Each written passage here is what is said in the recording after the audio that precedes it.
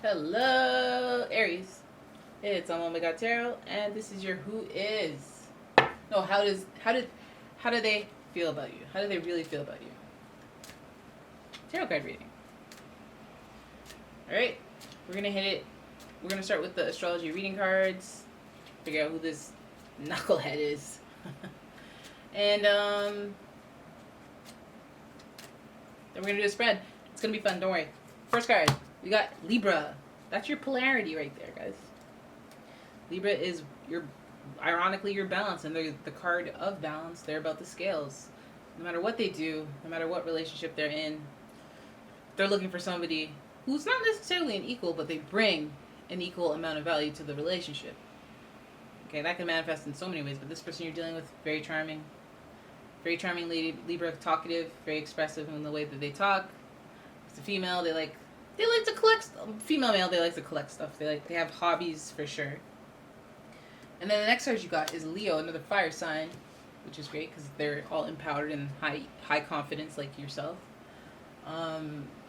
That fire energy though might get out of control with that whole thing. So this person, that's how they really feel about you. There's pride involved.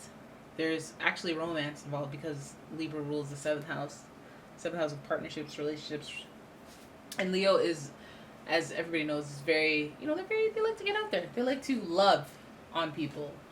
They like to be very expressive with that, but only their loved ones. Okay, they will mess you up if you mess with their loved ones. And then we have Virgo. The energy around you is dutiful, hesitant, and humble, with a discriminating, diligent, and painstaking air. So this person's like, this person is like, okay, so Libra, Leo. Person, let's start off with the balance. Let's start off with the charisma that they have, but let's think about the fact that they could be juggling relationships. So this person could be a little bit of a playboy. Lesser evolved Libras are known to kind of be that way, but then we have Leo right next to it, so Leos are known to hella be that way, whether they're young or not. Not all of them, for sure, not all of them, but quite a few. And then we have Virgo, who, again, they could be like that at times, but then they're super private, so it's not like you'll find out until you've wasted many years. All right, let's look at the houses because I want to know what themes are they thinking about. Like, are they thinking about your money? Are they thinking about your friendship, your family? How are they connected to you? This is what I want to know, and this is what I'm going to use the house system for. So here we go. We have the 8th house. This transformational area of your life is about shared resources and intense emotions. So we have the 8th house, and that's Scorpio energy, and that's like a broad-minded kind of person. It is an outer planet. It is associated with an outer planet, so Pluto. So the themes are greater. So this is more of a. I don't see the difference in a couple weeks, but I do see the difference in the character of the person, the maturity of the person, or it's just a complete overhaul of the person. They've changed completely. But that would have happened over a larger period of time. It would have been more of a gradual thing. And I think that's one of the main things that this person is thinking about. They feel like they've changed. They feel like they've grown up a lot. They feel like parts of them are not there anymore. Then we have the 7th house. What they're thinking about is the relationship area. This area of your life is about long-term significant partners, romantic, business, or family. So they're definitely thinking about you in a long-term sense, and it is broadened by the fact that they're thinking about essentially their whole life, or some level of personal transformation, in the sense that they have seen, they understand the synthesis of things going bad and then going well, and then going bad and then going well.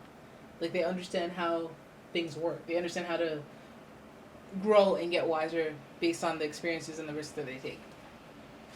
So then we have the 3rd house, your potential to learn something, and your local neighborhood. I always look at the 3rd house, like, it's like the child's house, or it's like thinking about the child's perspective relative to like the grandparents, or the, just basically the overall environment that surrounds them and raises them. So their community. So, like, this means if you went to church and then you had a church community, and then you went to Sunday school or Saturday school and you had a school community on the weekend. You went to summer school, you had a summer school. Like, so this person, so this is like thinking about what creates us, what are the factors that make us who we are. So this person's coming in with some pretty heavy themes. They're believing that they're reborn. They're believing that they are more about committed relationships or taking relationships or unions very seriously, whether that's business or a relationship with you. How they're thinking is, I need to put that in the forefront, right in the center of my attention. And then since we have the third house, I mean, again, it's like thinking about family on some level. It's thinking about your environment. So this person's wanting to essentially work on or improve or think about their whole lifestyle, the people that they're surrounded by, the life path that they're going down. Just kind of assessing that. So let's have a look at your spread. See more about this person. You could be dealing with a Libra, Leo, Virgo, Scorpio, again Libra, or a Gemini. Oh! Alright, we'll take it then. This is the first card. Oh. First card, Ten of Swords. Everything is fine. I'm fine. I have 10 swords in my bag. I can't stand up. I can't feel my legs. But everything's fine. So again, we have the 10 of Swords, which represents endings. It represents when a situation couldn't be more done. Couldn't be more done. Like, this is when you go back and forth about a person. You're not quite sure. Your gut instinct is telling you one thing, but you're seeing something different. And then you catch glimpses, and those glimpses turn into moments. Moments of distrust turn into, wow, I can't trust you, and that's that on that. No, everything's fine. I'm just never going to talk to you again, and I never want anything to do with you. If I get these swords out of my back, right? So it's almost like betrayal.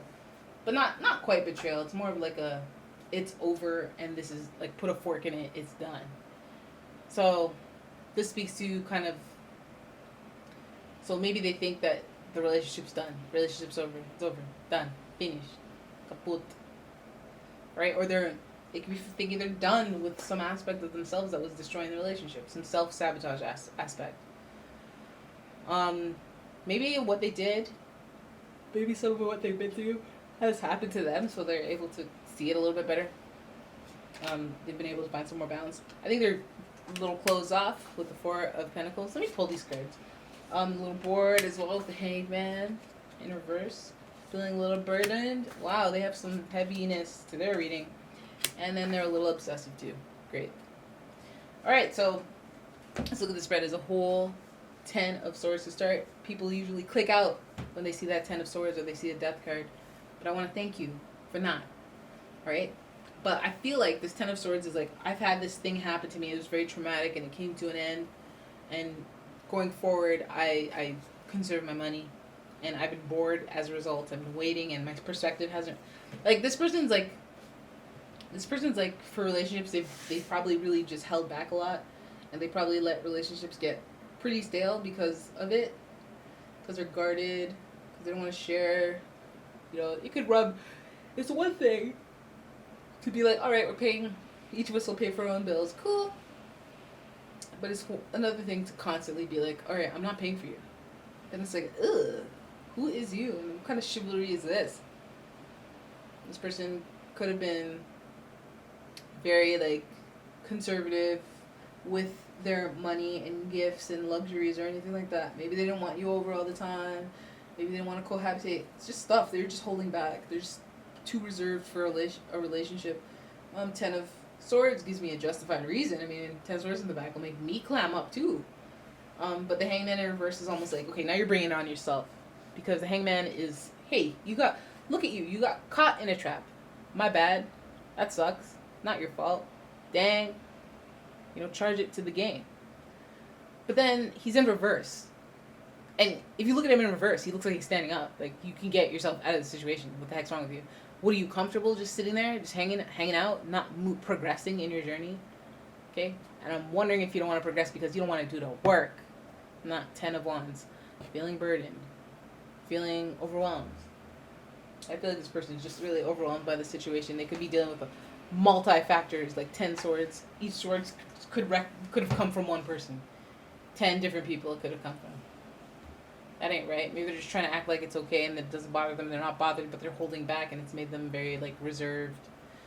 Maybe it's even made them a little bit of a hermit because they're having some not delusions, but their core beliefs have been effed up. Like people are out to get me type vibes, and that'll kind of limit your experience here on Earth.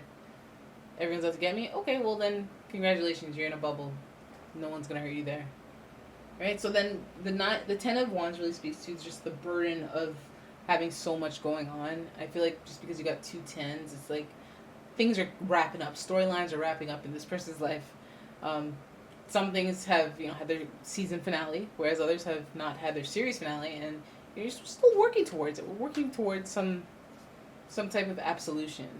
Then we have the Hermit, the Temperance card in reverse, and that usually speaks to reconciliation, sharing the wealth, being resourceful, and giving, like just knowing that things are going to be okay, knowing that all is well, knowing that there's divine guidance working in the background for all of us all the time.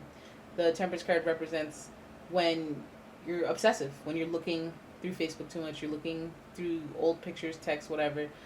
It's like the opposite feeling of knowing that all is well. It's like saying all is well, but then going and doing behaviors that don't show that it's not okay. And it might be a little obsessive. You might want to pay attention to that. This person, how do they really feel about you? They feel like they want to pretend that everything's okay, that everything, that they're not hurt, or they're good. It ended and that's good, that's fine. They're holding back. Of course, there's more to the story than that. They feel like they have to hold back from you. They feel like they're stuck in a place with you, whether it be physically or not. They're stuck in a place and they don't know how to move forward. And even if you put it out on the table for them, here's how you can make me happy, they'll still be like, but I don't know. Like, I don't know if I can sustain that type of effort for a long period of time. It's hard, a lot. It's overwhelming. Now, let's not interpret this as I don't want to. It's more of like I don't think I can. I don't think I want to can. All right? And that being said, just it's a head game. It's a mind game. Temperance card is like, I'm doing too much. I'm obsessive. I'm taking too many actions instead of letting go and letting God, This person just seems like they're stuck. Like they're bored and like they're bogged down by responsibility. That either they're cheap or they're just trying to save their money for something greater. Or they're just rather conservative. And this could be a result of, there's a lot of blue up in here, so I'm thinking that it's all based on their emotions. They probably went through something, 10 of Swords. Probably went through something that changed the shape of who they are, 8 of House. Whatever ended has recreated something, reincarnated as something else, somebody who's more conscientious about how they spend their money, somebody who takes a long time to find solutions, and makes things a little bit harder than they need to be, and doesn't really believe in like law of attraction stuff or just being positive or having a good attitude and all that stuff. There's just seems to be missing from their genetic makeup. So once again, you could be dealing with a Leo, Libra, Virgo, Scorpio, Gemini, or even a Sagittarius, and that is your reading. Okay, so I hope you enjoyed it. If you did, please give the video a thumbs up and subscribe to the channel, and I will see you in the next one.